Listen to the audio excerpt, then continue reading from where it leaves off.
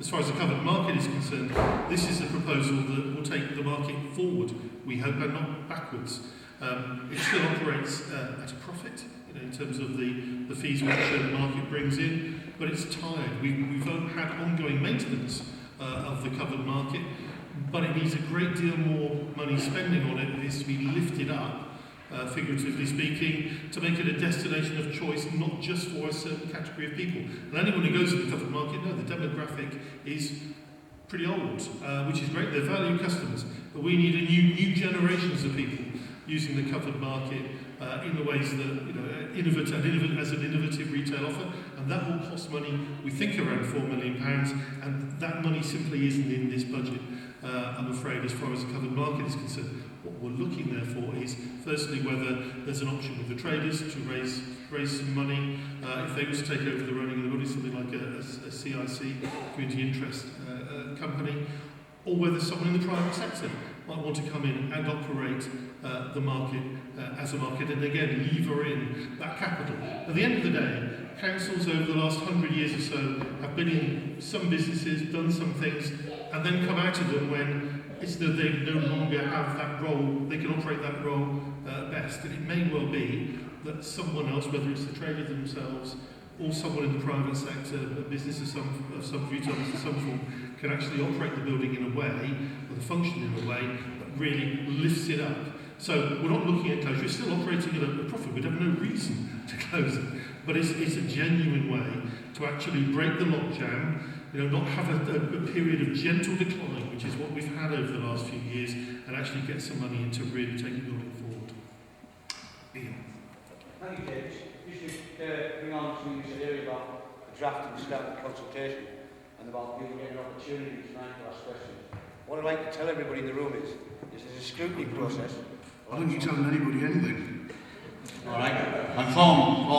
Bloody hell. Now you're telling people things. Thank you very much. Well, definitely. Just to let you know, there is a scrutiny process. It's part of this consultation.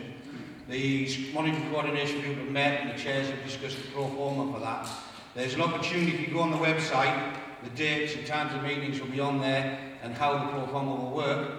If you can't actually attend meetings, you can submit written questions to the scrutiny panels. And there's an opportunity for those who don't get to ask the questions tonight to ask them in a later stage as part of the consultation. I'm just saying it doesn't end here. There are processes within the council still to go through. Anybody got a question? Alan and then Linda. Thank you. I'm Alan Knapp. I'm clerk of Westland Parish Council. It's about the council tax support grant for parishes, for my parish. Last Thursday at 9:30, it was put onto the Northern Echo website that the council tax support, the proposal was to withdraw that support to parishes from April 2017. That's the first time I knew anything about it. Why did that happen? Why did you not consult my parish council before you announced it to the Northern Echo? That caused a lot of upset. And we've had to rejig our budget for 2017. That grant was put in, the support grant was put in to keep council tax low and also to provide community services. Could you explain why the parish council were not informed before it was linked to the Echo? Because you have consulted staff, you have consulted the market traders beforehand. We knew nothing about it. Thank you. Yeah, thanks, Bill. I don't accept what you're saying about why we were consulted before. Everyone always says, why weren't we told before this? And you talk about that the reports were leaked to the Echo. The process that we have to go through is that it's a formal process dictated by law. We have a committee meeting today which is launching a draft budget, and 7 days before that we have to make public the papers. So when they become public, anybody, including yourselves, could look at those papers to find out what's in there. The people that we think were most important initially was to make sure that staff were aware of what was going out in those proposals. So we had a lot of discussions with staff about those proposals so that they knew about it before they read about it in the Northern Echo. The fact that it appears in the Northern Echo is simply as a result of there's a huge public interest in that. We could hardly tell the Echo not to do this until we've had this meeting today, because clearly there's going to be a lot of interest in it. But in the particular instance of the budget that you're referring to, what's being proposed is that that budget is withdrawn from next year, so that you've got a year to sort out what you want to do about it, whether you just accept the loss, or as you know that you can do, is to increase the precept that you raise in the parishes. So I don't accept at all what you're effectively accusing of is not consulting with you, because you've got a year to sort out what you want to do about it. And that is quite a long time, I would have thought, Alan. Yeah, there's that. Sorry, I'm Sue Picker, and I just wanted to know really, why is the depot awash with agency staff? You know, you've known these cuts have come for a long time. Why have you not planned for this, rather than using agency staff? Well, to be fair, Steve said, your officers came to meet us this morning and give some quite useful information. It could well be that the plan has been to deal with the cuts coming forward by bringing on agency staff. Why would you take someone on permanently, knowing you're going to sack them in a few months' time? That wouldn't be very nice. Suppose someone had left a permanent job to come and work for us. At least agency staff know that they're agency staff. But you know, we will look at it. We promised. Dawn has provided. I think to be fair, for the first time ever, this argument comes up at every budget round. But for this year, for the first time, we've actually got figures that we can start delving into. And you know, thanks for that. And we will certainly get back to you on that. Charles. Thank you, Chair. I'd like to just comment on 4 paragraphs under item 6. Firstly, the comparison of Darlington and Wokingham. I do have an email from the leader of Wokingham Council who seems not to agree with your analysis. I'm quite happy to pass that over so that we can clarify fact and fiction. Paragraph 37 relates to investing in Darlington's future. However, it fails to explain why you intend to reduce the economic regeneration team to a mere shadow of its former self. What sort of management mindset is enabled to grasp the essence of success in Darlington is economic growth, and needs the currently effective resource to secure them.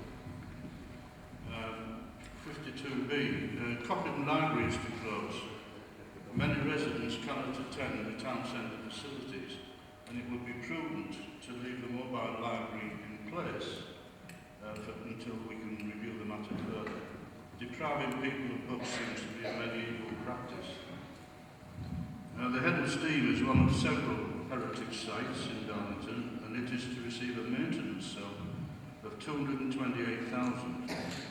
This does appear to be disproportionate in the scale of closures elsewhere. However, the aspirations for the site are long-term. The question is, has money been included to achieve those aspirations? If not, $228,000 may be wasted. That's enough for the time, Chair. Thank you. I've seen that email from the leader of Wokingham, and I think we're arguing from different planets and having our premises. Chris, then Nick. Yeah, just to pick up on Charles's comments about size of the economic regeneration team. You know, as lead for economic regeneration, I'm grateful for what I got, given the scale of plus 10 mil cuts. You know, I'd stand with you and say economic regeneration is critical to this town. But where do you find the money? Do we, Charles? Do we stop school crossing patrols? Do we eat more into Veronica's budget? This has been a terrible budget to set, and as I say, we've got what we've got. What we've got a duty to do is to make sure that they best they can carry on with the economic development of this town, and we've done quite well up to now, I would say. My comments regarding Cochrane Library and the mobile library kind of follow Chris's.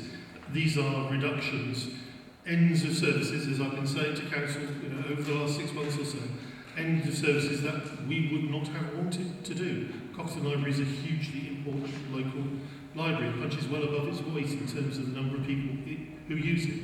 The mobile library delivers to not just in the rural areas but also in the town as well, and visits schools.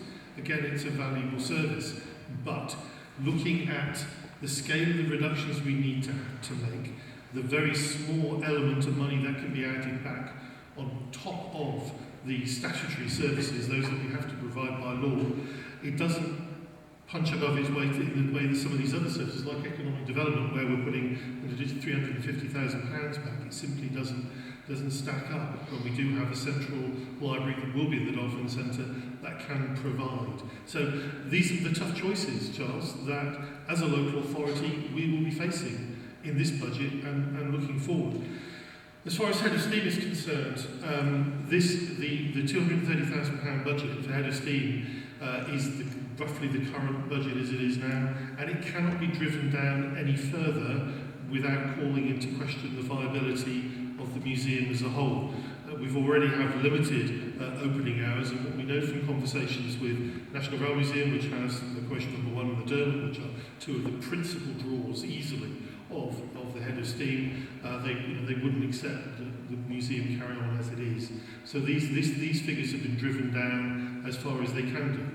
But the £230,000 money going into Head of Steam, no one should take that as, well, we're pickling in aspic Head of Steam, that's how it's going to be, we'll pooter on for the next 4 to 5 years. There will have to be, and there will be, significant change as far as that site is concerned. But the ongoing subsidy allows us to make those changes in a planned way and in a way that enhances our heritage rather than removes it. I think you've probably all seen in the papers, in The Guardian and Independent and elsewhere, I think it's 1 in 5 museums outside London closing or threat of closure as a result of the government cuts. We're not the only ones, clearly, the only local authority which is facing this challenge. But we are a local authority with a museum with a world-class piece of heritage within it, which is locomotion number 1, something people travel from all over the world to come to.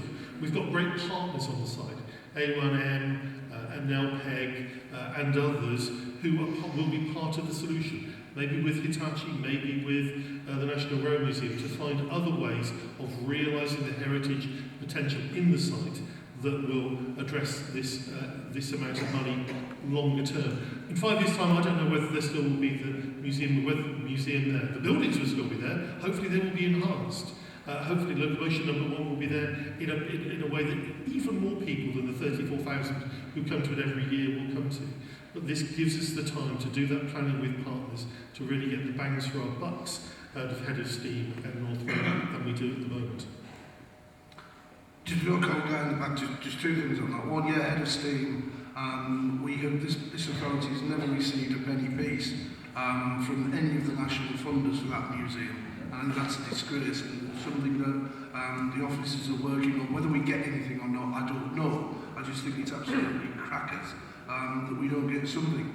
In terms of economic regeneration, let's be honest, the people who are in here tonight, you're all probably concerned about our service or a couple of services or whatever. There's nobody in here rooting for economic regeneration. It's dire, it has no supporters. But if we don't do it, we don't have a future. You know, we need to continue to expand this now.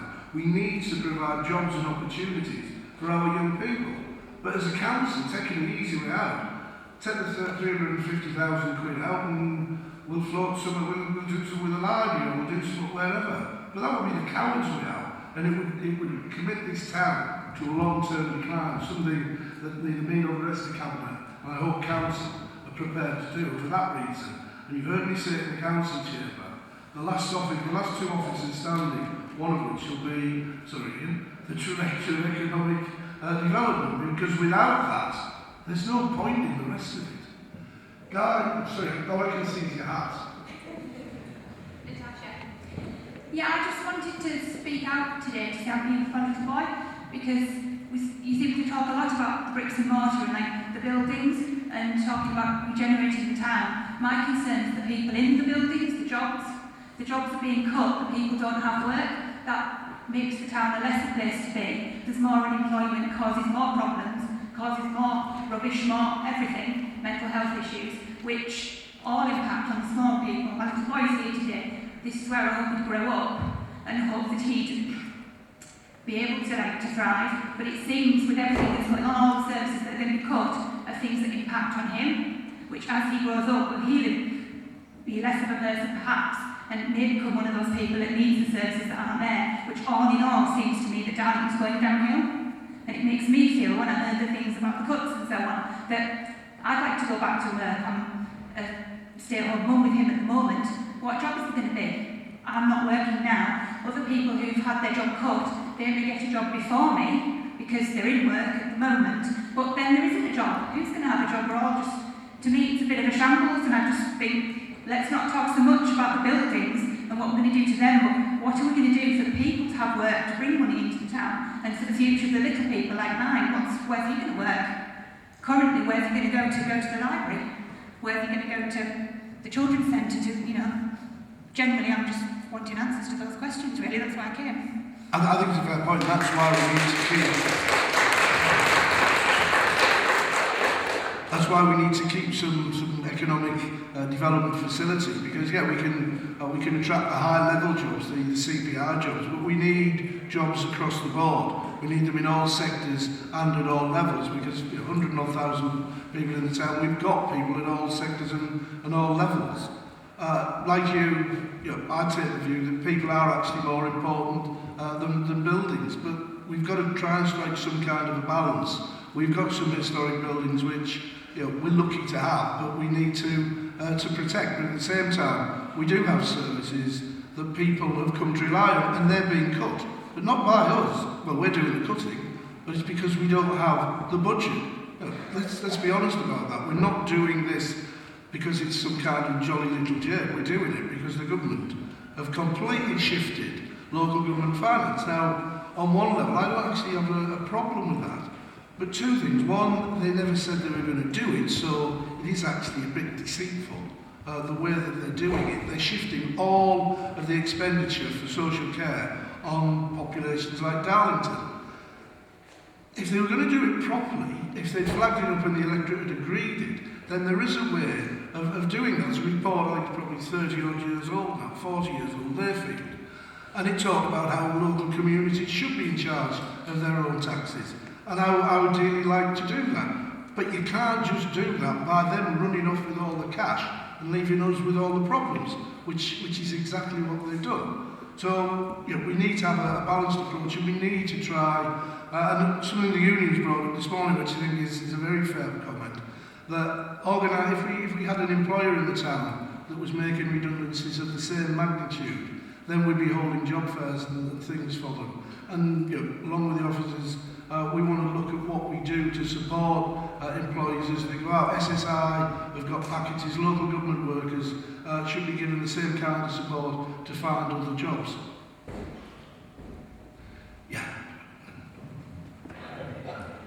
Thank you. I just wanted to ask, this week the government found £300 million extra as part of its grant submissions, and we know our MP challenged this in the House of Commons as to why it was unfairly separate.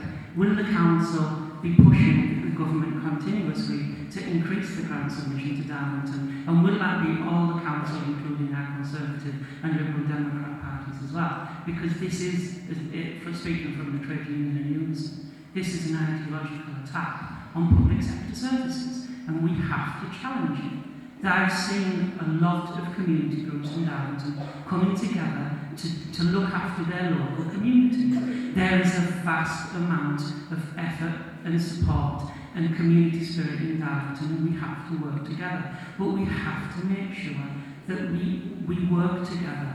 And so when you've got a disproportionate grant allocation being passed out to the south, and the north-east particularly is being left just to fend for itself. Will we continue as a council to continue to push the government, and can we have that reassurance?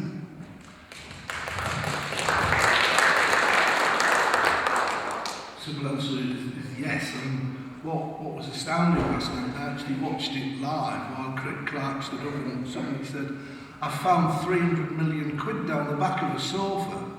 And what is that about? Where did it come from?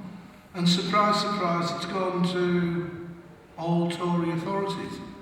When we had the grant cuts, we didn't get any transitional help because we were being hit. Once they started hitting the shire counties, suddenly money appears from the bag of sofas. Now, I know Eric Pickles was a big guy, but even he would have difficulty hiding 300 million quid down the back of the sofa somewhere. Yeah, I mean, it's just the economics of la-la land. Or it's a very cynical political manoeuvre to support their authorities. And I'm sorry, but the reality is if you all vote Tory, they might not do it to you. That is a really sad admission, isn't it? You either vote Tory or the puppy gets it. That's not a democracy. What they're doing is gerrymandering of the worst bloody order. Bob. Fine, thank you, Bill. My name is Bob Carson. I'm a councillor in the Peermont Ward, but I'm also chair of one of the scrutiny panels that Ian was talking about earlier. So I expect I'll be seeing some of you in the weeks and months to come.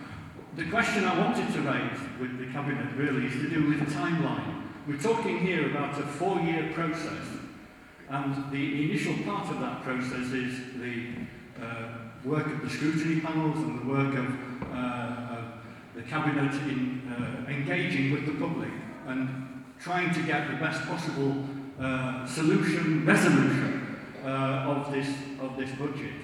If in 3 or 4 months' time we end up with a budget which is in the kind of shape that we're talking about now, what is the sort of timeline that we're going to be talking about in terms of some of the big ticket items that are in the budget?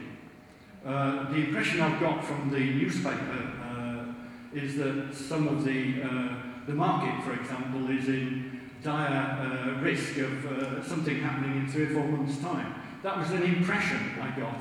I knew for sure that wasn't the case, but I'd like to hear the Cabinet give some idea of where they think some of these cuts, or when they think some of these cuts are going to take place. Because I would have thought we're talking about 2018, 2019 for some of the severe cuts that are involved here. It's not a straightforward answer. Some of them can be done very quickly. Others require further work to explore how they'll be done. Things like, as we've talked about, the market building, what's being discussed is actually offering it out either to the traders that work in the building or an outside consortium.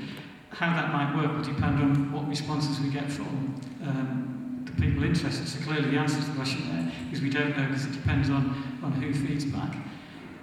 A second example, discussions around the library. Clearly, if that proposal goes ahead, then a fair amount of work needs to be done, so that's not something that will be done immediately. But there are other services where we can reduce them much more quickly. So it isn't a straightforward answer, and it really does depend on the particular service that you're looking at as to how quickly changes can be made. The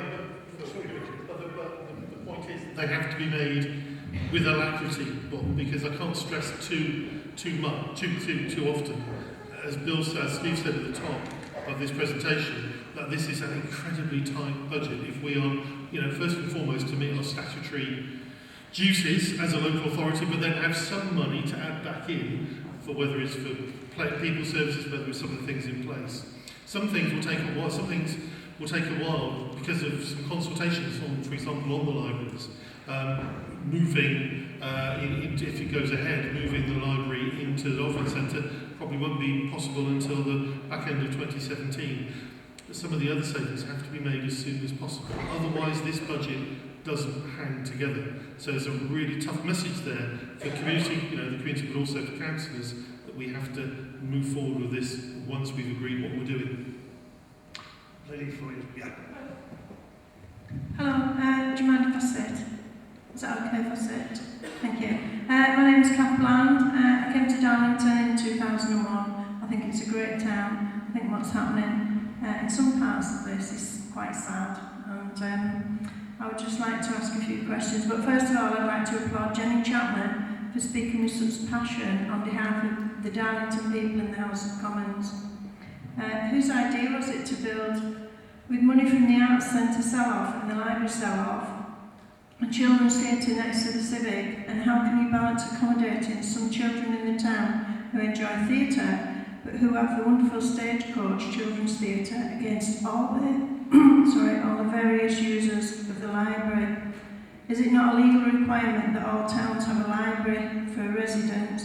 Must our library building gifted to the town as a library by the town Peace family and their descendants totally against this library sale?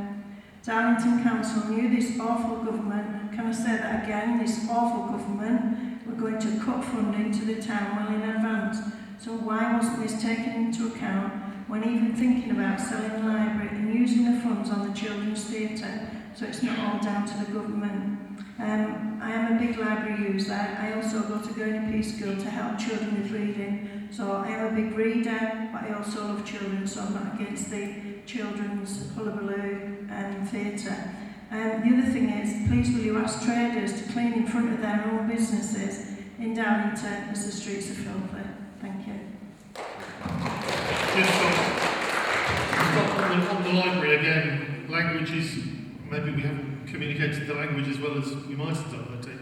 But we're not talking about closing the main library, we're talking about moving the main library, lock, stock and barrel, into the Dolphin Centre within the part to the west of this route here. So there will still be a main library, and hopefully with modern facilities, in some respects, it will operate somewhat better than it does at the moment. Certainly, there will be a very good synergy between the kind of people who use the Dolphin Centre, families and children, thinking about the next generation of users that we desperately need for our main library, and in operating within the leisure centre. So it's not the closure, it's the moving of the library. In terms of what the capital receipt might be, or the leasing receipt from Crown Street, if that proposal goes ahead, well, we don't know. The officers have simply pointed out that within the proposal for the Hullabaloo and the Civic Theatre, the Hippodrome upgrading, there's some fundraising in that, and it's by no means certain that money will come in at the moment. But that's speculative at the moment. Nothing is nailed down on that. We still need to have discussions with the Peases, for example, because of the covenant on the probable covenant on the building. So there's still lots of discussion about that. But this is not the closure of the main library. It's the moving of the main library into the Dolphin Centre, including with local studies as well. There's, again, £30,000 added so that people can still pursue the genealogical work and interest in their heritage, in the town's heritage, within the new main library. I think with respect, I think it would be a pretty meagre library that we would end up with. I mean, how big's the Dolphin Centre and how big's the library? You can't put all of that, you can't, what is it they say, you can't put a gallon into a pie pot. That's not going to work. You could say divide it into 3 places, but you could also say move, south of the town hall. It's a disgusting building. It's an awful building. The library's beautiful. It's a beautiful building. I come from Barry-in-Furness. I've got a fabulous town hall. This is awful. I would sell that off and put the council into the library, into the market, and into here. Why not do it like that?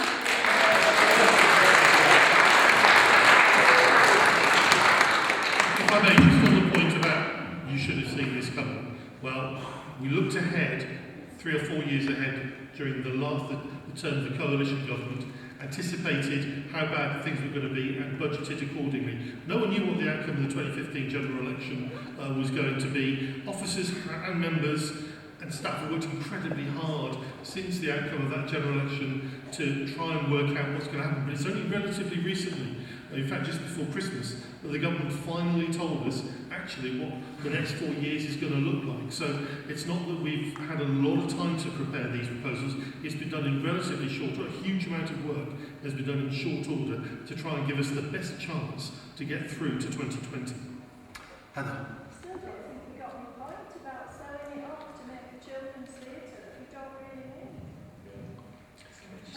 Well, yeah, we're not saying the reason why the library is moving isn't to fund the children's theatre, the hullabaloo. The reason why the library is moving is to save around £300,000 to contribute to this budget. It's driven by the need to bring down revenue in terms of the cost of the building and some of the staffing, where there's savings if it were to move into the main library. It's not about selling the building off to raise revenue. Probably at capital, there wouldn't be a great deal of money, I would imagine. It's certainly not being done for that purpose. That's a byproduct of moving the library out of Crown Street and into the Dolphin Centre. Heather. Thank you, Mr. Chairman. Just to answer the question from somebody at the back of the hall asking whether we would be working together across political parties to lobby, and I have already done that in the past. I've criticised the government on their cuts in the public health grant. I think that was absolutely ridiculous.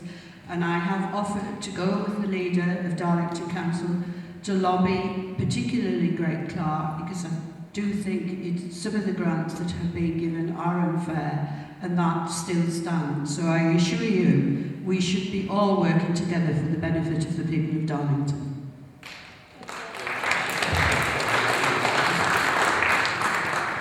Lady at the back.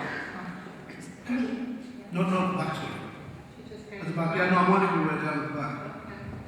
Hi, the question that I wanted to ask is once again to do with the library, but I particularly wanted to ask, how have you actually assessed the needs of the people who use the library, the people who use it now and will be using it in the future? Because when I went to the library on Monday morning and had a good look around, I often use it for children's facilities. I've got a 1-year-old and a 4-year-old. But I was amazed walking through the whole building at how busy it is and how well used it is. And I would say that a lot of the people using the library do not have a strong voice, and they're the kind of people that perhaps aren't going to respond to your consultations online. It seems a big jump to suddenly be moving out of that building, which is fantastically well used. It is serving a lot of our most vulnerable in our population, into a building in the Dolphin Centre. And how do you actually know that what you're proposing to do is going to meet the needs of the people who need to use those facilities? Regrettably, not just we've not closed the library in Darlington since the cuts began. Hundreds of libraries have closed around the country, and there is a well understood process, a statutory process actually, for consulting groups, user groups, and all groups, maybe people who are excluded at the moment, so that the proposal can be tested to see what its impact will be, and that is a process that we will go through. We will go through in Darlington. So there will, and I want to make sure that library users are fully consulted, and the pros and cons of the move. There's no change in this budget which is risk-free, which doesn't have a downside, and we're not pretending otherwise. But in terms of thinking cleverly, thinking differently, which is what members of the audience have suggested we really should do, this is one example of maybe in some respects this is a proposal that might deliver a little more than is present at Crown Street. Whilst there will be big downsides to it as well, I'm not suggesting otherwise. So you're going to carry out that needs assessment and that process? For the main library, for Crown Street, for Cockerton and for the mobile library, all three need to have that level of consultation. Just to add, just on the library, we are assured that in terms of the square footage that's currently at Crown Street can be replicated here, and that's pretty much directly underneath this. It's only a public space though, I just want to make that clear, it's a public space. Sorry, can you wait for a microphone? We can't hear you without the mic. There's one there. Sorry, I just wanted to reiterate, it's a public space we're talking about at Crown Street. There is the other level underneath, just wanted that to be clear. Yes, and we're assured that we can replicate the space that's in Crown Street Library in the Dolphin Centre, and Dawn mentioned it earlier on, but that's at the cost of moving the registry office and those facilities, the wedding rooms downstairs, moving them elsewhere. So just to show you that we should have a library space which is the same, if not bigger, than we currently have. Yeah, I just want to support you and you about the library, and I want to ask you to look at the heart and soul of this town, and particularly with regard to the arts. Bill, you said that you've managed the cuts over the last 4 years and nothing disastrous has happened.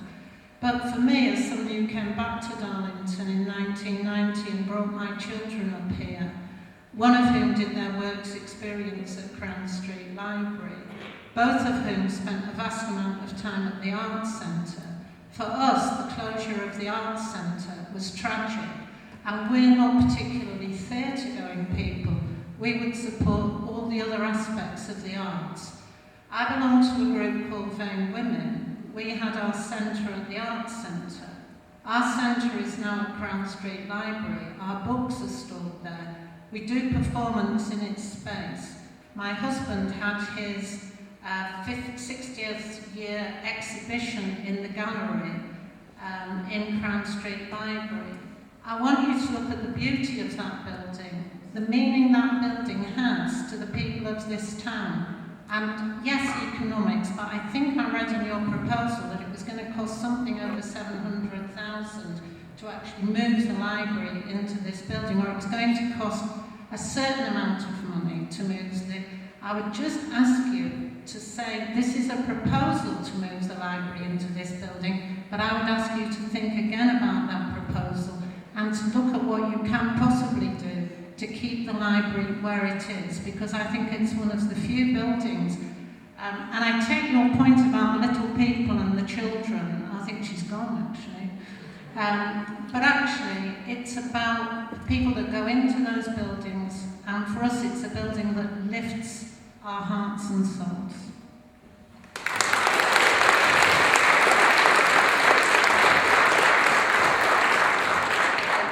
And again, I'm not doubting any of that for all. We have tried since 2010 to use our money, what money we have for arts and culture, as intelligently as possible.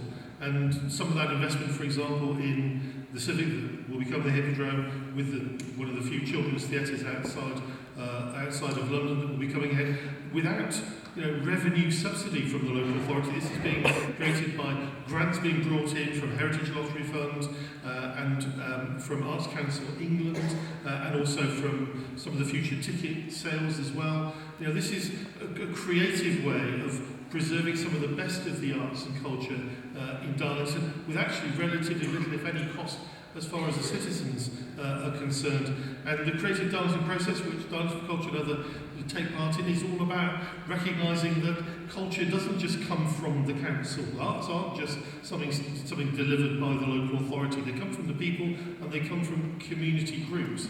And so we've tried to operate in a very different way, and actually in a way that's been recognised by the Arts Council itself nationally as one of the best ways of responding to difficult decisions. Sometimes we should recognise that actually some of the things we do here in Darlington, not just as a council but as a community, are very well regarded on a national basis. Lady at the back. Hi, my name's Satya. I'm born and bred in Darlington. I class myself as a Quaker Bangladeshi Muslim. I'm the vice chair for the Darlington BME network as well. I'm actually very distraught at the thought that we're losing the library. I feel that you could have consulted with us if you've known about this foreclosure in the future already. We could have helped fundraise as the public of this town, because it's our heritage, even from the BME network angle, the amount of people we refer there, and they get to learn, they get to take their children there and interact, even though they don't speak English as a first language. They're able to access books, able to access many different services that are there provided, including IT learning skills. Why couldn't we sell off other buildings? That is a big part of our heritage. Anywhere, even in Bangladesh, if I was to go to my village, people that have gone back to settle there remember our Darlington library. They don't remember the town hall, they remember the library because it was a hub for everybody to meet, even though it was quiet space. The Dolphin Centre isn't a quiet space, it's public as public gets. How do you mix in silence with the level of sporting that goes on here? It just doesn't make sense on any level, and I don't think it's been thought through. There's been targets that needed to be met, and it's all about the money, all about the finances. If you had come to us, the public, for help, I'm sure over the last 2 years that have passed, we could have fundraised enough to keep our library going because it means that much to us.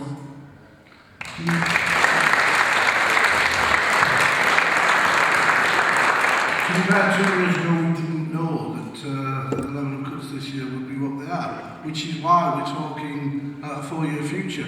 We've got the next 2 or 3 months to have a conversation. I know people are already talking about fundraising. Talk to us, have a look at the plans. I'll bring Nick in if you want, but I'm conscious it's turning into the next show. Have a conversation with us about how things could look. I've actually been to a building called W1 in Wakefield, and it is a fantastic facility using Sure Start, libraries, Citizen Advice Bureau, a whole range of organisations are in that one building. And you get an awful lot of cross-use. And let's not forget, when the Arts Centre, when the Mars Mean Gallery moved to the Crown Street Library, the number of visitors doubled. And that would never have happened if it had stayed where it was. So, to answer your question bluntly, yes, this is driven by cuts. We're not doing it because we want to. We're not doing it for some secret reason because it gives us some gratification. We're doing it because this is our honest response to how we can balance a very difficult budget. And at the core of that, if you really carefully, the core of that is the belief that by retrenching into this building, then we can save something. But it really is a difficult ask. And to go back to the point you made about how could you have a library in this building? Well, we're in the Dolphin Centre now. And you can't hear the sports facilities. This is a big building. The plans are at the back. Have a look at them and then come back and see, personally me, Nick, you've had invites to the scrutiny meetings. Come and tell us what you think. That's absolutely not a problem. Let's have that conversation. Only just briefly, it's important, and again, I appreciate how viscerally important the building is to the people of Darlington, but it's important to separate form and function. The functions you described, the brilliant work that library staff do, the activities that take place within the library can continue in a different building. There's nothing that says they have to be in Crown Street. And this isn't a proposal driven by trying to realise some capital receipt and selling off the building, far from it. This is about saving £300,000 a year. And I think it's great. The offer of fundraising is great. But that is the scale, the £300,000 a year that will be saved if this proposal goes ahead. You know, that is an important part of delivering, for example, having money to add back in, so there's school crossing patrol people, £125,000. Otherwise, initiatives like that can't go ahead. That's the impossible balancing act we're trying to achieve in these proposals. So separate form and function. But this isn't something that can be sorted out, this scale of reduction, with some fundraising. There has to be a fundamental restructuring of virtually every service the council delivers. Some are disappearing altogether, and others are changing radically. The library is one of those. Yeah, Bob. Thanks, Chair. Bob Wood, Unison. It was just a point really that throughout the meeting tonight we've heard an awful lot, several times the word risk has been used in relation to the budget. You know, because services are being run so low now that there is a risk that they won't actually make the statutory duty, and that is something that council will have to take account of. So with that in mind really, Dawn mentioned earlier that the budget does allow for an increase in members' allowances going throughout the budget period. Obviously it's not a decision for Cabinet as I understand it for members' allowances, but can we suggest that really full council should be considering freezing that budget for the remainder of the term? You know, there's a lot about sacrifices here, and as a union, several of our members, our colleagues have been told in the last couple of weeks that their jobs are going. And I very much welcome the words that were said earlier about trying to encourage jobs fair and encourage employment, because we need to get those people, if they do lose their jobs, back into work, because Darlington's economy, it's all about economic growth. But individual members of council, I think, need to seriously consider whether any increase in allowances should really be forgone, and invested back into the budget, whether it's economic growth, the library, or wherever it needs to be. But I think that needs looking at.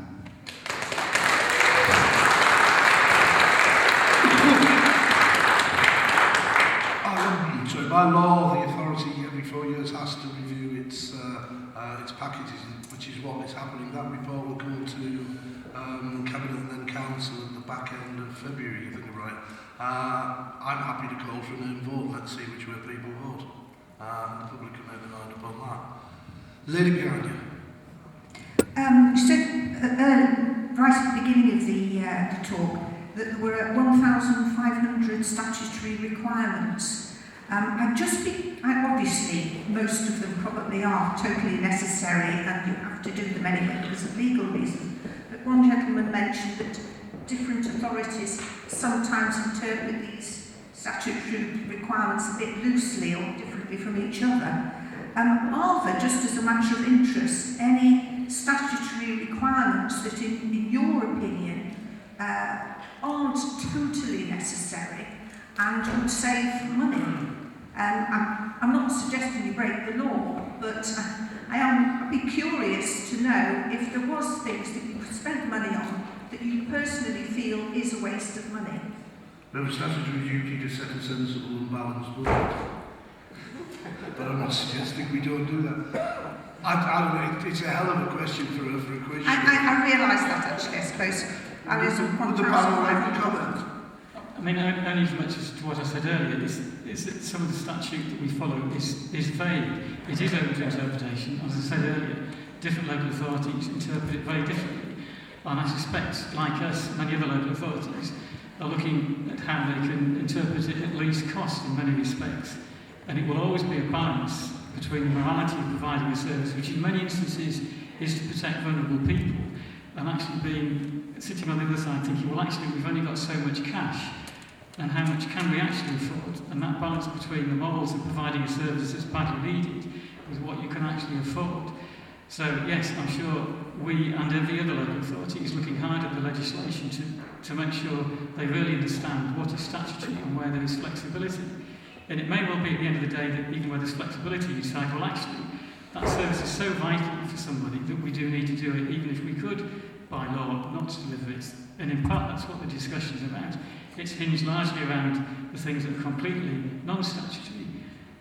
But within that, in answer to your question, yes, we have looked at to make sure we fully understand what we have to do. And that's really what that core budget is about, being clear in our minds about our interpretation of what we think is statutory service that we have to provide by statute.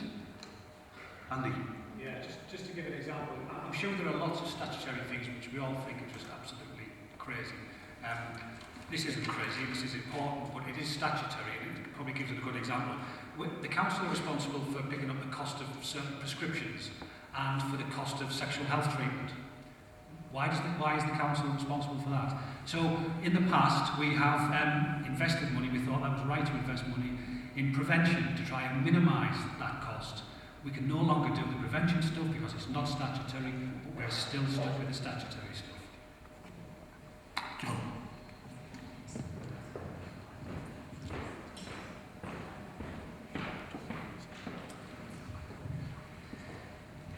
I was reflecting upon the budget for 2030 and wondering what it would look like.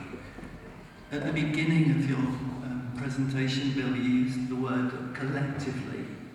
We need to begin to think differently and more creatively. I was also struck by the fact that you referred to potential new investment into the town of 200 million. 1% of that would pay for the continuation of the DAD and for most of the services that relate to the vulnerable people of our community. Within that statement, I suppose I'm wanting to say, is there a way of encouraging those businesses that you say want to come to Darlington to also invest social capital within the fabric of the town?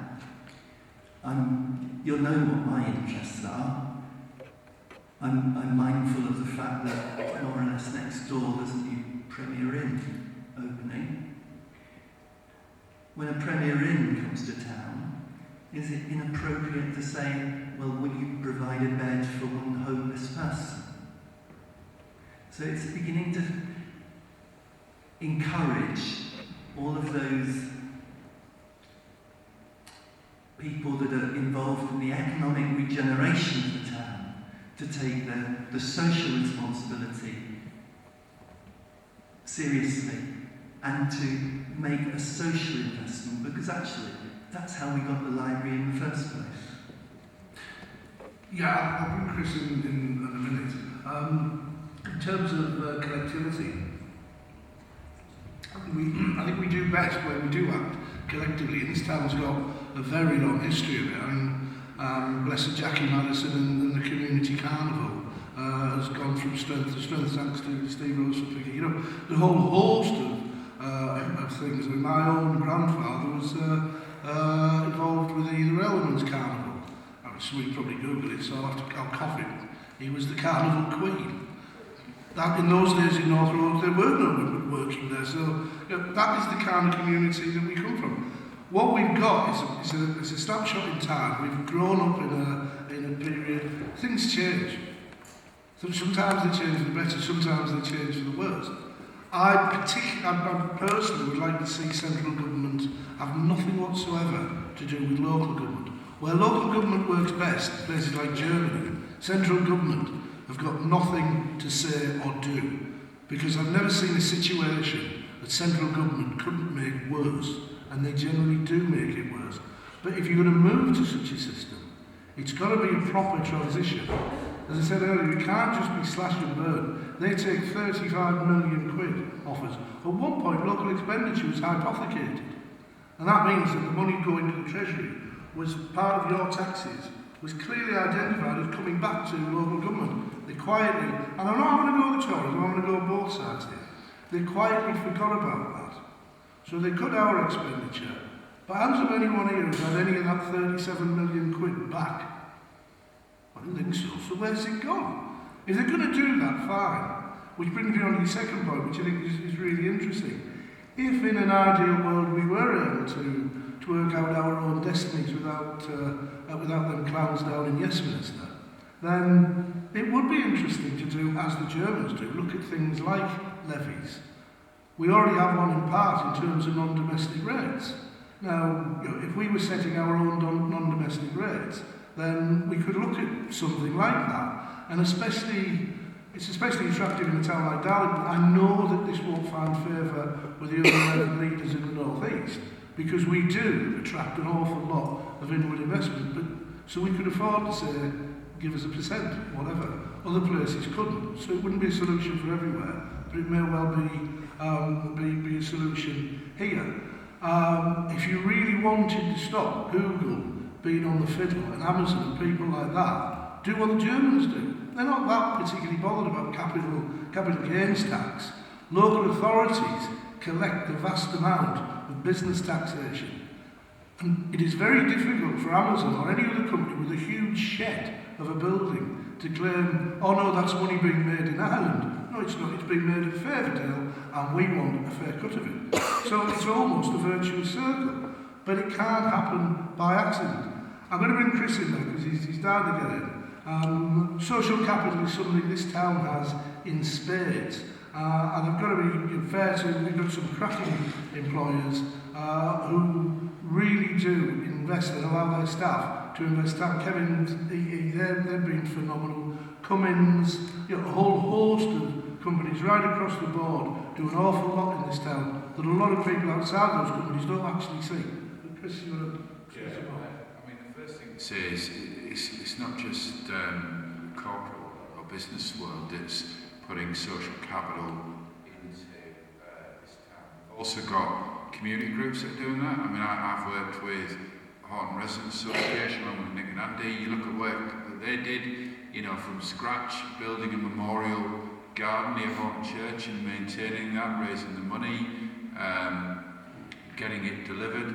But I think the point about bringing business and the community together is quite a critical one.